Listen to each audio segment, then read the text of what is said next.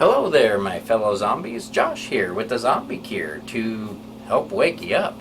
So today we're going to talk about the granddaddy of social norms, and by this I mean the fad that really stuck, and also why I think American culture is not so good right now.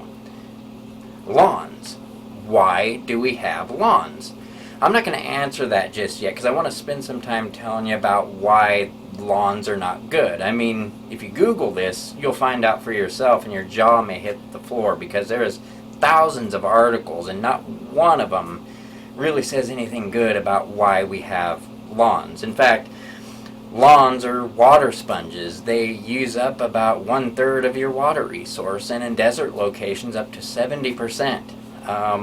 So in drought situations, even if they give you or say they have to water the lawn once every week, it's still a bad thing.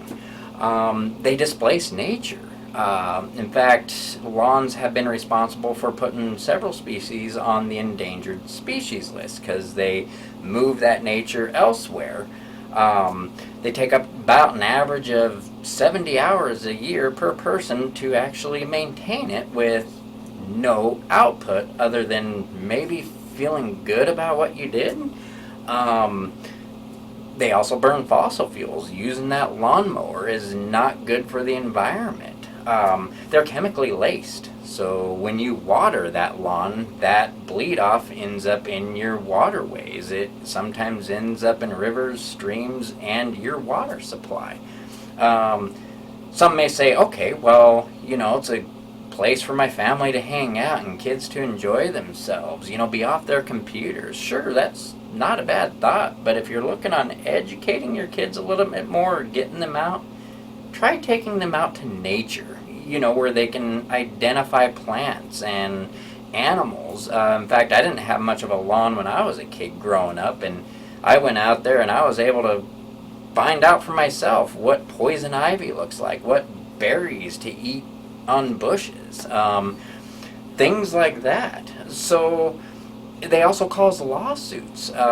If you don't maintain your lawn properly, it may make your neighbor mad because it's bringing down the value of his house. You're thinking, well, they're good for economy. Then you got to question, what is economy? We actually measure economy based off how well the stock market is doing and how people are gambling off of it. That's not the economy, which is going to be another video I'm going to talk about later.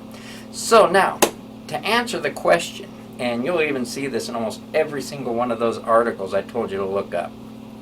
Why do we have lawns?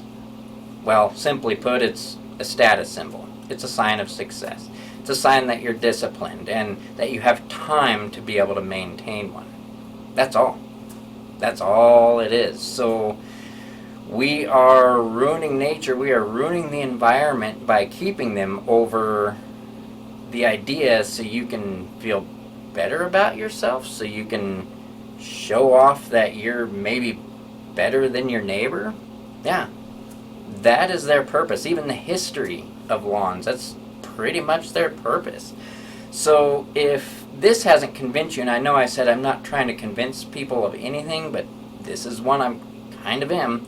So if this hasn't convinced you to maybe do something, maybe grow a garden, and if you can't grow a garden because of your city ordinance, you might want to talk to your representatives to maybe change that.